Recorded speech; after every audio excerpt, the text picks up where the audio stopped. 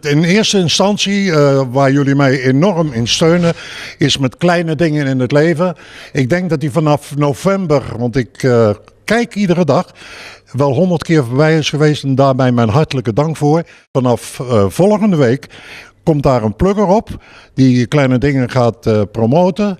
En ik ben bezig met een nieuw album, geen carnaval. Vanavond zing ik Polonaise Hollandaise, dus ik ga weer gewoon bij Hoevelaken linksaf. Maar ik ben bezig met een nieuw album. En aanstaande vrijdag neem ik het laatste stuk op. En er komen 12 nieuwe stukken.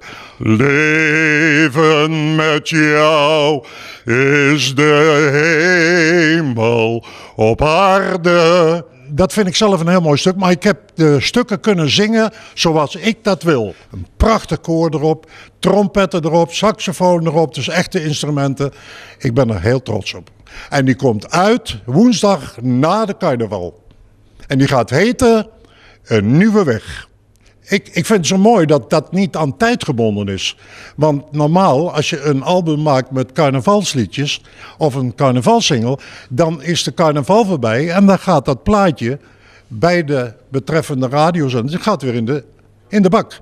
Weg is die dan. Dan is het afgelopen. Maar dit album is niet afhankelijk van tijd. Dat kan een jaar meegaan, dat kan 2 jaar meegaan. Dus daarbij ben ik heel trots en heel blij.